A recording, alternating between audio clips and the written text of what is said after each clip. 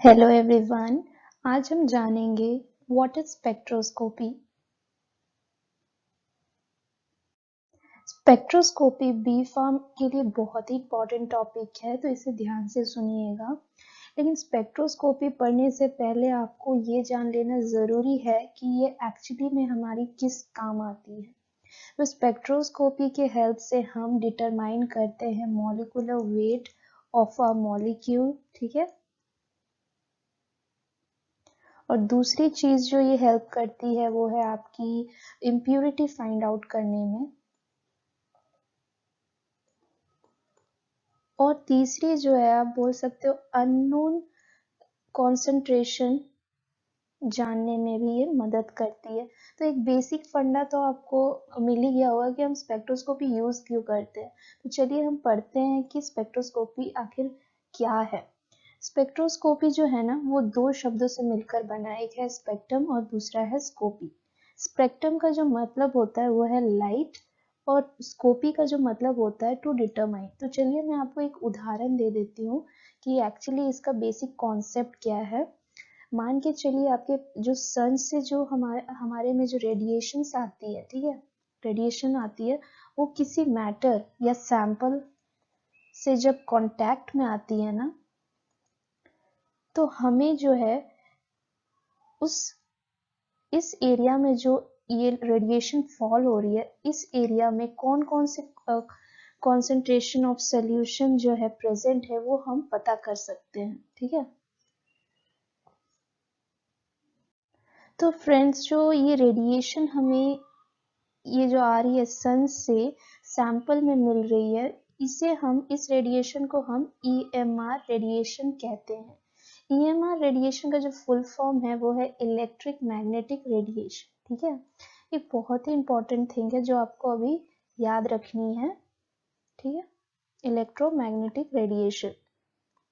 तो ये जो फॉल होती है रेडिएशन इस सैंपल में, तो ये जो वेव के फॉर्म में आती है, ये जो रेडिएशन है ना वेव के फॉर्म में आती है। और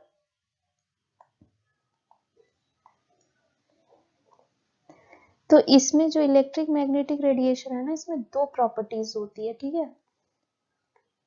एक तो होती है आपकी इलेक्ट्रिक और दूसरी होती है आपकी मैग्नेटिक। तो हमें पता है कि ये जो रेडिएशन जब सैंपल तक आती है वो वेव के फॉर्म में आती है जो कि परपेंडिकुलर होती है एक दूसरे से। तो फ्रेंड्स क्या होता है ना, जब हमें ये इस EMR मैटर से जब रिएक्ट होती है तो हमें क्या होता है, उससे प्रोड्यूस होने वाली जो स्पेक्ट्रा होता है वो हम स्पेक्ट्रोस्कोपी से मेजर करते हैं, ठीक है। और उससे हमें पता चलता है, स्पेक्ट्रा के मेजरमेंट होने के बाद हमें पता चलता है कि उस सैंपल में डिफरेंट कंपोनेंट्स कौन कौन से प्रेजेंट है। तो फ्रेंड्स आप EMR के बारे में तो कुछ चीजें समझ ही गए होंगे, तो अब हम पढ़ेंगे टाइप्स ऑफ EMR। EMR के टोटल 6 टाइप्स होते हैं। पहला है गामा, दूसरा है एक्सरे, तीसरा है यूवी विजिबल रे, फोर्थ है IR रेज जो कि 3 रीजन्स में डिवाइडेड है, नियर, मिड और फार रीजन में। मिड रीजन को हम डायग्नोस्टिक रीजन भी कहते हैं। फिफ्थ वन है माइक्रोवेव और सिक्स्थ वन है रेडियो वेव्स। फ्रेंड्स इन EMR के पर्टिकुलर वेवलेंथ में डिवाइडेड होते हैं और पर्टिकुलर रेंजेस में इनका वेवलेंथ होता है। आप अपने वी फॉर्म लेवल में UV visible rays, IR rays जैसे रेज को ज्यादा पढ़ेंगे। तो फ्रेंड्स यूवी विजिबल रेज जो है ना, इसकी वेवलेंथ होती है, आपको हमेशा याद रखनी है, कॉमन इसका हमेशा पूछा जाता है वेवलेंथ। तो इसकी जो रेंज होती है ना वो होती है 200 टू 800 नैनोमीटर। बेसिकली जो 200 टू 400 जो होती है ना रेंज नैनोमीटर, वो होती है यूवी रे की। और जो 400 से 800 नैनोमीटर होती है उसमें होती है विजिबल रे, ठीक है। अब हम बात कर लेते हैं थोड़ी IR रेज की।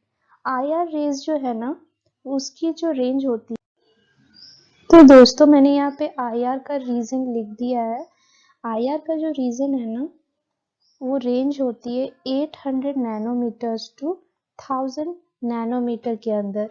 अब हम बात करते हैं इसके अंदर जो 3 रीजन्स है ना, नियर, फार और मिडिल वाला, उसके कितने रेंजेस होते हैं। नियर रीजन जो है वो है 0.8 माइक्रोमीटर, फार जो है वो है 15 टू 1000 माइक्रोमीटर, और लास्ट जो है मिडिल वो है 2 टू 15 माइक्रोमीटर।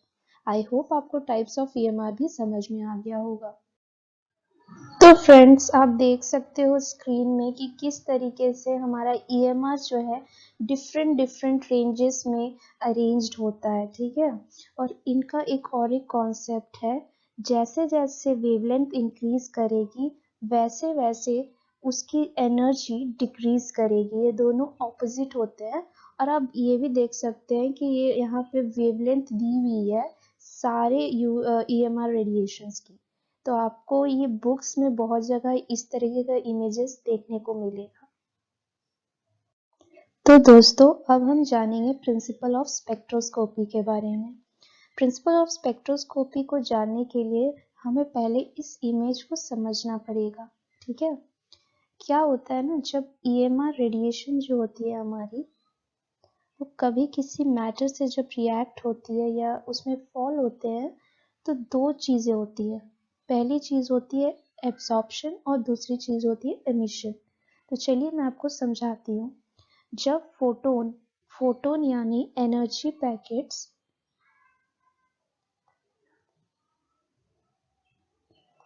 फॉल होती है हमारे इलेक्ट्रॉन्स में, तो वो ऊपर की ओर यानी ग्राउंड स्टेट से एक्साइटेड स्टेट की ओर मूव करता है। तो इसे हम कहते हैं एब्सॉर्प्शन, ठीक है।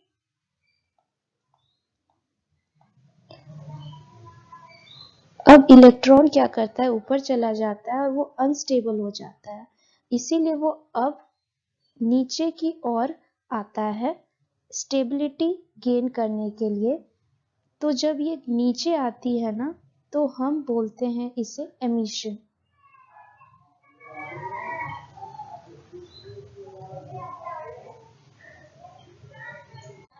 आई होप आपको ये चीज समझ आ गई हो। और एक बात दोस्तों, अगर हम इस EMR के वेव को वेवलेंथ के बेसिस पे अरेंज करेंगे, तो एक स्पेक्ट्रम बनकर आता है जिसे हम EMR स्पेक्ट्रम कहते हैं। तो चलिए अब हम थोड़ा डीप जाके बात करते हैं कि एब्सॉर्प्शन और इमिशन क्या है। तो दोस्तों, यूवी विजिबल स्पेक्ट्रोस्कोपी की प्रिंसिपल जो है वो बेस्ड होती है to determine absorbency of substance, ठीक है।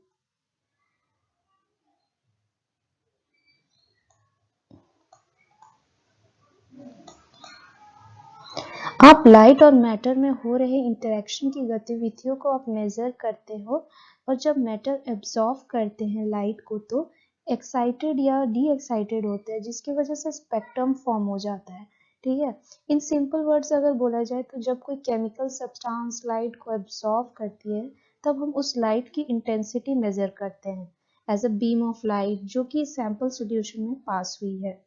आई होप आपको प्रिंसिपल ऑफ स्पेक्ट्रोस्कोपी भी समझ में आई हो। तो फ्रेंड्स, अब हम जानते हैं कुछ बेसिक टर्म्स जो कि यूज होती है स्पेक्ट्रोस्कोपी में। पहला है वेवलेंथ, दूसरा है वेव नंबर और तीसरा है फ्रीक्वेंसी।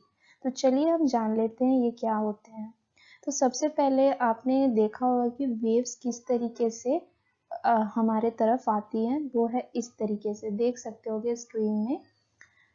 तो क्या होता है ना, ये जो ऊपर वाली जो पोर्शन है इसे हम कहते हैं क्रस्ट वेव की, और वेव की जो ये नीचे वाली जो पोर्शन है इसे हम कहते हैं ट्रफ, ठीक है। तो वेवलेंथ क्या होती है ना, किसी भी 2 क्रस्ट के डिस्टेंस में जो डिस्टेंस होता है ना, उसे हम कहते हैं वेवलेंथ, ठीक है। वेवलेंथ जो है वो लैम्डा से डिनोट होती है। अब बारी आती है वेव नंबर की। वेव नंबर जो है वो है वेवलेंथ का रेसिप्रोकल, यानी वेवलेंथ इस तरीके से उसकी रेसिप्रोकल है। अगर हम इसका डेफिनेशन में चले जाएं तो क्या है कि ये एक special frequency of a wave है जो कि मेजर करती है साइकिल्स पर यूनिट डिस्टेंस में, ठीक है, यूनिट डिस्टेंस में। अब बात आती है फ्रीक्वेंसी की। फ्रीक्वेंसी को हम जनरली एफ से डिनोट करते हैं, और फ्रीक्वेंसी क्या होती है ना, एक पॉइंट से एक सेकंड में आपके कितने वेव पास हो रहे हैं उसे हम कहते हैं फ्रीक्वेंसी, ठीक है। फिर से रिपीट करती हूँ, एक पॉइंट से एक सेकंड में आपके कितने वेव्स पास होते हैं उसे हम कहते हैं फ्रीक्वेंसी। आई होप आपको ये समझ आ गया होगा और आपको हमारी वीडियो अच्छी लगी हो। Thank you.